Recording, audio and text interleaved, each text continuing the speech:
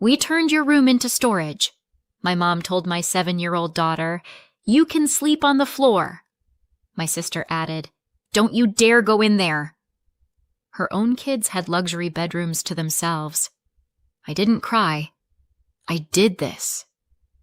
12 hours later, the police were at the door. We'd only been away for 3 days. A short family trip, me and my daughter Maya trying to squeeze some air between work, school, and the usual chaos.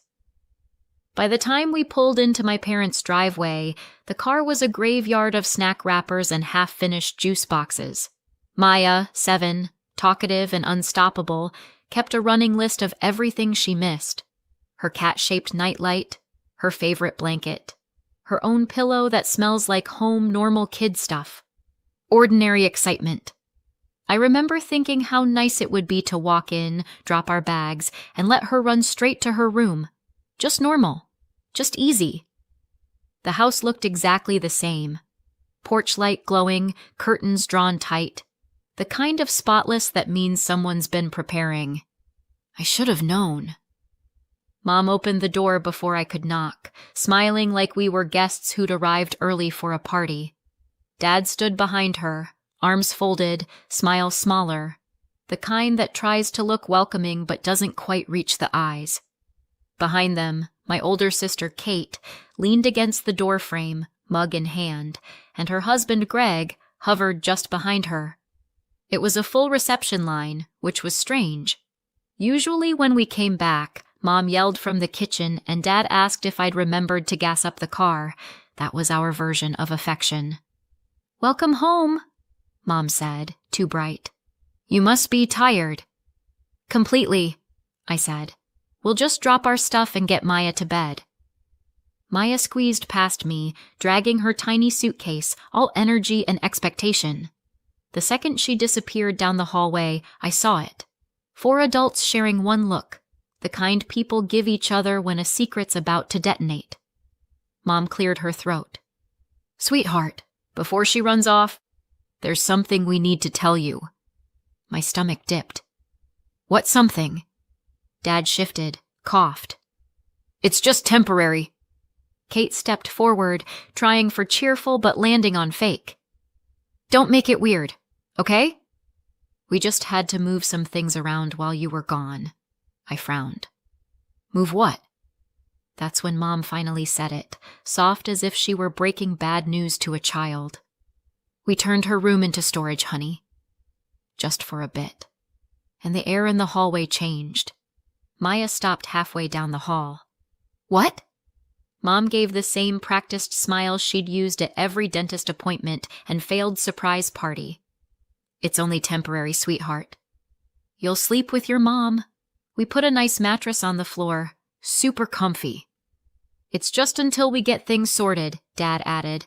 "Couple of months tops." Kate sipped her coffee. "My boys need the den for school projects. We had to shuffle a few rooms. It's not a big deal." Greg nodded like the logistics guy he wishes he was. "Made the most sense." I looked down the hallway. Maya's door was closed. A new lock glinted on the handle. Beside it, 3 garbage bags and a cardboard box, all labeled Maya in my mother's perfect handwriting.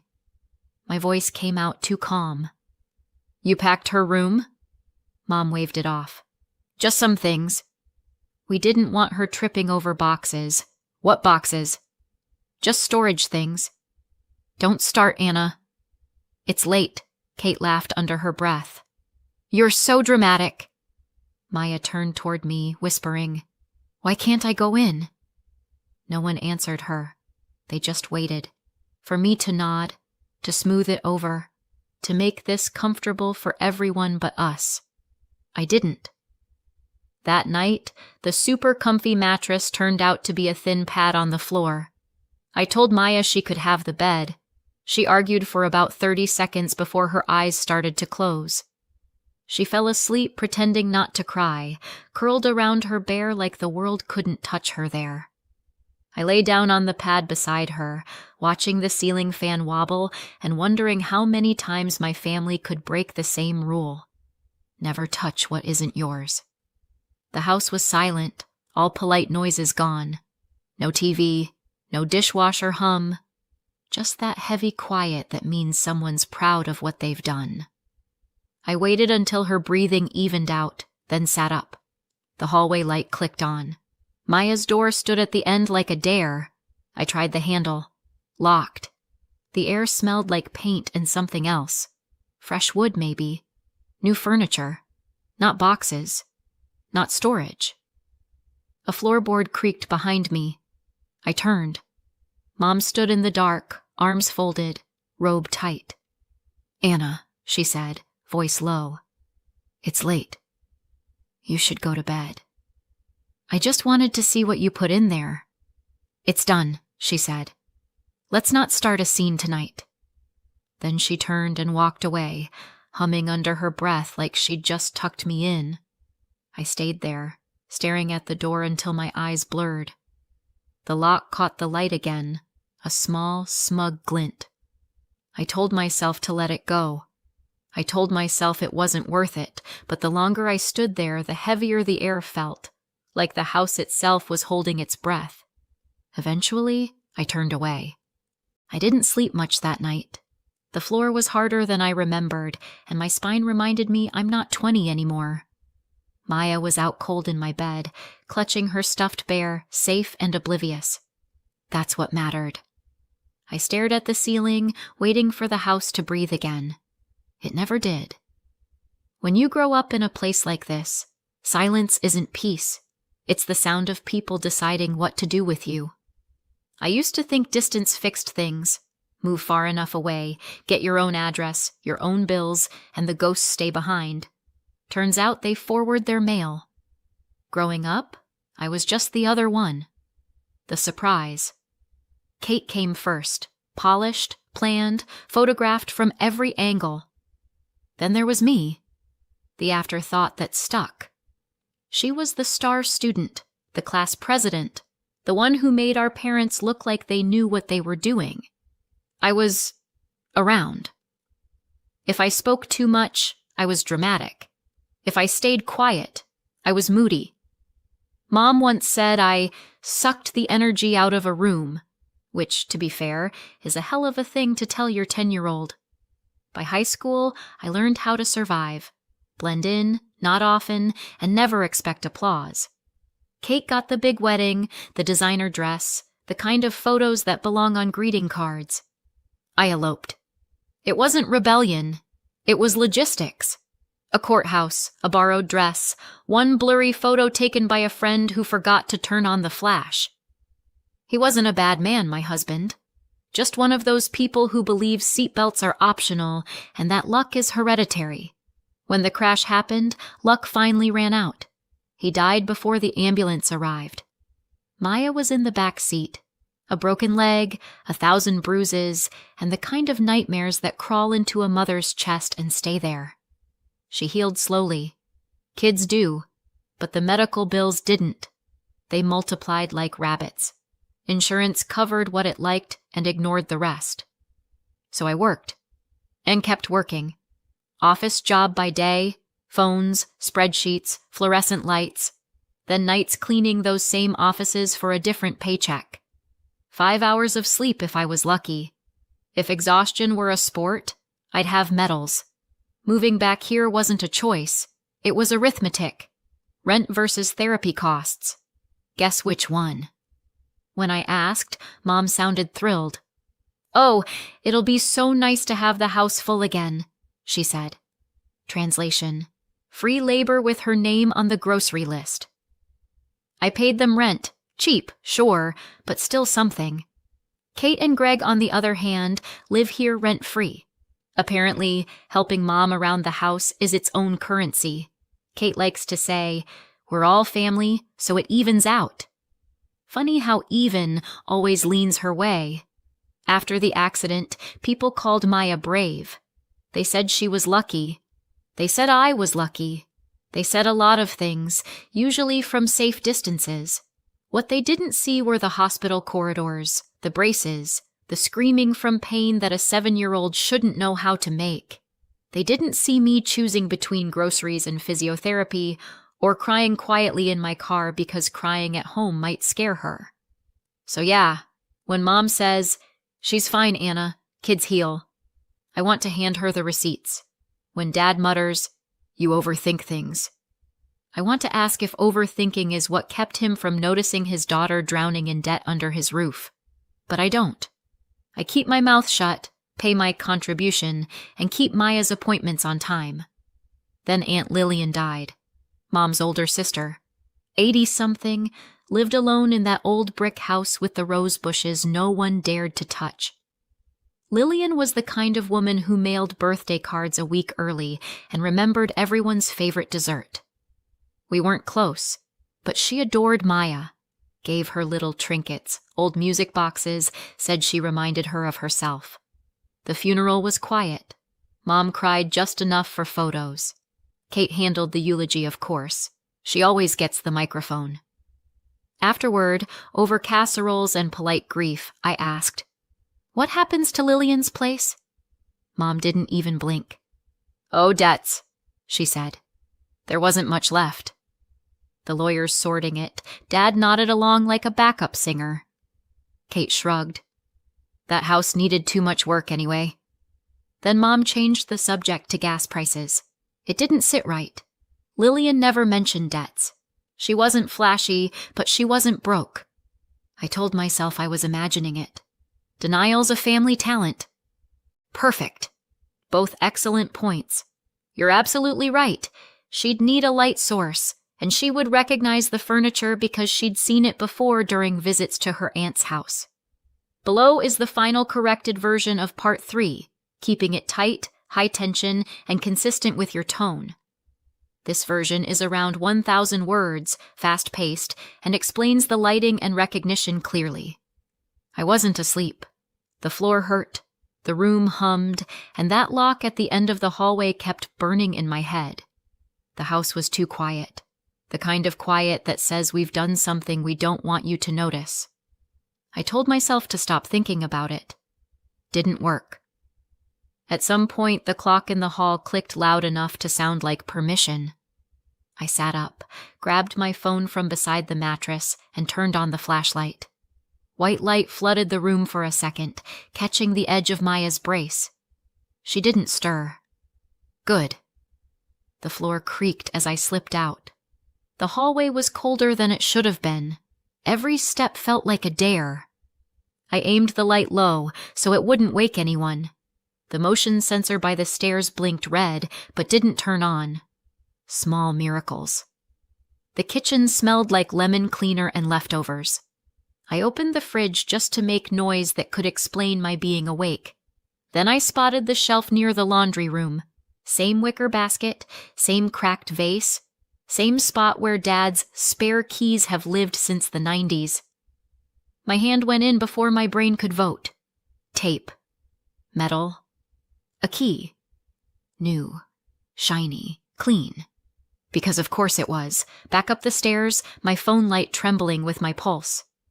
Maya's door glinted at the end of the hallway. I hesitated just long enough to think bad idea, then put the key in. Click. That tiny sound felt louder than thunder. I pushed the door open an inch, raised my phone. The light slid into the room, slow and sharp. Dust motes flickered. The air smelled like polish, not dirt, like someone had cleaned everything carefully and recently. The storage was a showroom. Tall cabinets, a velvet chair, old paintings leaning against the wall. Boxes stacked neatly in rows. Every surface gleamed under the flashlight's beam. I stepped closer, sweeping the light across one of the cabinets. A tag hung from the handle. Lillian W. Estate. My stomach dropped. Another tag. And another. Every item had one. I didn't need to think. I knew this furniture. I'd seen it when I used to visit Aunt Lillian, afternoons of lemonade and stories about family things that matter. The carved vanity where she kept her jewelry box. The walnut armoire that smelled faintly of cedar. Her piano stool, chipped at the corner from when Maya was little and spun it too fast. They'd moved everything here, everything that should have been in Aunt Lillian's house. I felt something sharp twist under my ribs. I backed out, heart hammering, the key still warm in my hand. For a few seconds, I just stood there in the dark, trying to breathe quietly enough to think. Why would they lock this up? Why lie about it? If it really was storage, why not tell me it was Aunt Lillian's? There were explanations, reasonable ones. Maybe the lawyer told them to keep the furniture here until the estate was sorted. Maybe the smell of polish meant they'd cleaned it for appraisal. But why hide it? Why not mention it once? The more I turned it over, the worse it sounded. Mom and Dad loved family transparency until the topic involved money. Something about this didn't add up, and I wanted to know what. If there was a reason, it would be in writing. There's always a paper trail in this house. Folders, receipts, labels, a lifetime of just in case we need it later. And if this had anything to do with Aunt Lillian's will, the paperwork would be in the study. I hesitated at the top of the stairs, thinking to myself, you don't have to do this. Then I pictured the locked door and all those tags. Yeah, I did. The study door groaned softly when I pushed it open. That room has always smelled like printer ink and self-importance. I kept my phone light aimed low and moved to the oak cabinet against the wall. Every drawer labeled in Mom's handwriting: taxes, insurance, property, estate. I pulled the estate one open, folders packed tight. I flipped through the tabs until one caught my eye. Lillian W. Just her name. Nothing else. Of course. I slid it out, set it on the desk, and leaned my phone against a mug to keep the light steady. Inside were letters, stamped pages, neatly clipped documents. The first line that jumped out made my skin prickle. Beneficiary: Maya Harris. Trustee: Margaret Harris. For a heartbeat, I didn't process it. I thought maybe it meant something else. Maybe a college fund Aunt Lillian had set up for Maya years ago. But the next page killed that hope. A full inventory, house, furniture, savings account, everything, listed under my daughter's name. All of it. I just stared, scanning for a mistake that wasn't there. My throat went dry. I flipped through the stack. The will, the trust documents, valuation forms, even a printed email from an estate agent. Offer accepted, pending inspection. They hadn't just kept it secret. They were already selling it. For a long second, I didn't move. The paper shook in my hands. Then instinct took over. I grabbed my phone, snapped a photo of the first page, then another and another, close-ups, edges, signatures. The shutter sound seemed to echo off the walls, too loud, too final. I slid everything back exactly where I found it, closed the folder, and eased the drawer shut. The house was silent. I could hear my own pulse in my ears. I stood there in the half-dark, clutching my phone, the glow of the screen reflecting that line over and over again. Beneficiary: Maya Harris. I didn't know what to call what I was feeling. Shock wasn't big enough. Anger wasn't sharp enough. It was disbelief turning into something heavier. I switched off the light on my phone, stepped back into the hall, and locked the study door behind me. Everything looked exactly as before, like nothing had happened. But it had. I walked past Maya's closed door, past the sleeping house, back to the mattress on the floor. I sat down, phone in my lap, photos staring back at me. Whatever this was, whatever they'd done, it wasn't a misunderstanding anymore. And when the sun came up, I was going to make sure no one could hide it again. I didn't sleep. You can't, after something like that. The night just dragged itself across the ceiling like a slow bruise.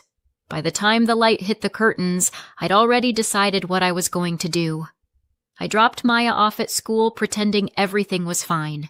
She waved through the car window, trusting me completely, because that's what kids do. They believe you can fix anything. I wasn't sure I could fix this, but I could damn well try. The solicitor's office was quieter than I expected. A kind of moneyed quiet, the kind that makes you whisper even when you're furious. He was the same man whose name I'd seen on Aunt Lillian's letters, the one listed in the estate papers I found in my parents' study. He looked up when I said my name. I told him I'd found some documents. I didn't say I found them in a locked room that used to belong to my 7-year-old. He read the first photo on my phone and went still. Then he took his glasses off and cleaned them like that would buy him time. "These are copies of the original trust documents," he said carefully. "So it's real."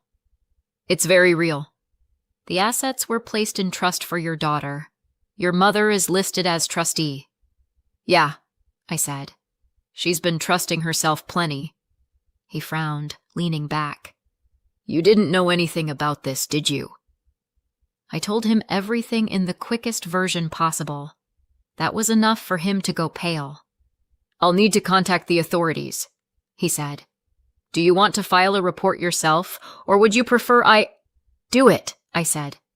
"The less time they have to make up another story, the better." He nodded, already dialing. By noon, I was sitting in the police station, hands wrapped around a paper cup of bad coffee, watching an officer scan through my photos. He kept frowning, scrolling, then glancing back at me like he was waiting for me to add, "And then they murdered someone." "So, this was your daughter's inheritance?" "Apparently." "And your parents were selling it?" "Apparently." He scribbled something in his notebook. "You've got clear evidence of concealment of estate property. This'll go to the Financial Crimes Unit." "Great," I said. "Do they do family discounts?" He didn't laugh. Tough crowd. They took a statement, made copies of everything, and promised to send officers that afternoon. When I left the station, my phone was vibrating. Unknown number. It was the solicitor. "They're already en route," he said. "Don't go alone." "Wouldn't dream of it." The patrol car beat me there. 2 officers out front, uniforms crisp, one holding a clipboard. The solicitor was with them, papers in hand, face calm in that paid-by-the-hour way. My parents' cars were still in the driveway. Of course. I walked up as the officers rang the bell. The door opened, and there they all were. Mom, Dad, Kate, Greg, lined up like a bad portrait. Mom's smile was tight. "Anna, what's all this?" The older officer lifted his badge. "We need to ask a few questions about property belonging to the estate of Lillian W." Mom's expression cracked. "You called the police?" The officer blinked. "Ma'am, this isn't—" She pointed straight at me. "She's trying to ruin this family." Dad tried to shush her, but she was already spiraling. Kate stepped forward, mug in hand, because of course she had a mug. "Anna, you're overreacting." "We were helping by hiding legal documents in a locked room," I said. Greg mumbled, "She's making a scene." "Then stop giving me one," I shot back. The officers started photographing the furniture, the boxes, the labels, every tag, every piece. Mom stood there vibrating with rage. Dad muttered something about misunderstandings. When they were done, one officer said, "We'll forward everything to the district attorney's office." "You'll all be contacted." Mom glared at him like she wanted to bite. "You people don't understand. This is a family matter."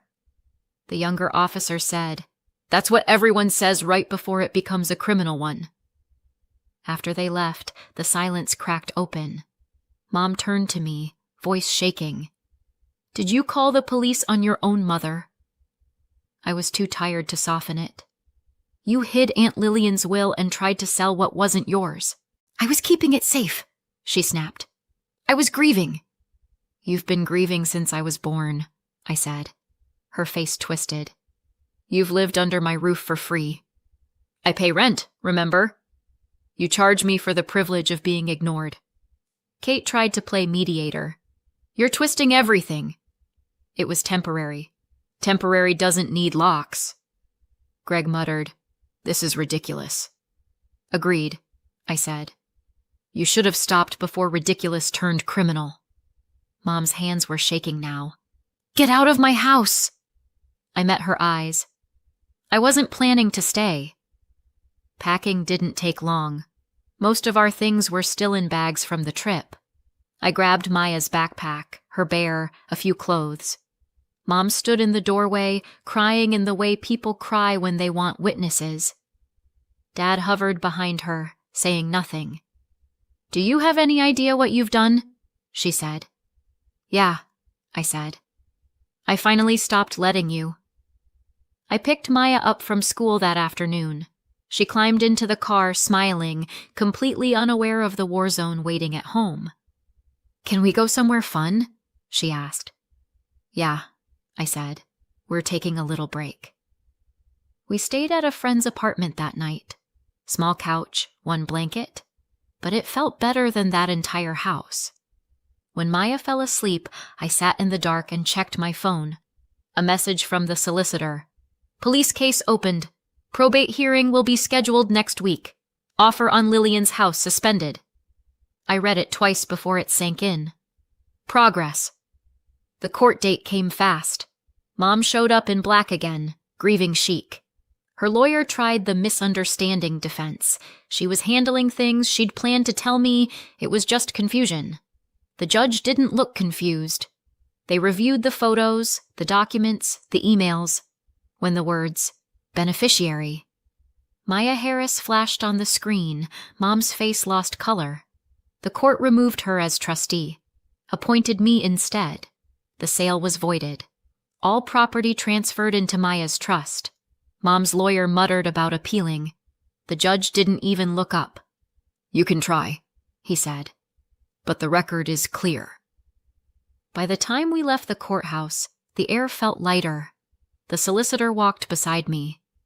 "The DA will handle the criminal side now. Expect contact soon." "What happens to them?" "Likely probation, community service, restitution, first-time offenders. But this ruling is permanent. They've lost the estate for good." He paused. "You did the right thing." I laughed once, sharp and small. Feels weird, doing the right thing in this family. It's been 6 months. The dust has finally settled, literally and otherwise. Maya's walking better now. The limp is almost gone, just a faint trace on cold mornings. Her doctor says the progress is remarkable, that with another year of therapy, she should recover completely. For once, I don't have to panic when he says the word therapy. We can pay for it now. We live in Aunt Lillian's house. It still smells faintly of rosewood and polish, but it feels like home. Real home. Not the kind you have to tiptoe through. The estate came through at just over $502,700 total. The house valued at $434,200, the antique furniture appraised around $43,500, and $25,000 in cash assets. All of it secured in Maya's trust, managed by me. The criminal case wrapped last month. Mom pled guilty to fiduciary fraud and theft by conversion. Sentence: 2 years probation, 500 hours community service, restitution of $25,000, and permanent disqualification from serving as trustee or executor. Dad, Kate, and Greg were convicted of aiding and abetting. Each got probation and 200 hours of community service. Word travels fast in small towns. Everyone knows. Apparently, people have seen Mom in an orange vest, picking up trash along the highway. Kate's been doing food bank shifts, pretending it's charity work she chose to do. Greg stopped showing up at the golf club after someone taped a copy of the local paper to his locker. Neighbors cross the street now. No one waves. Maya's adjusted fast. She's made new friends from the school nearby and spends every spare minute outside, drawing with chalk on the driveway or helping me plant things we don't know the names of. It's quiet here, in the good way. The doctor says her leg will be as strong as ever. I believe him. So what do you think? Did I go too far or not far enough? Let me know in the comments and subscribe for more.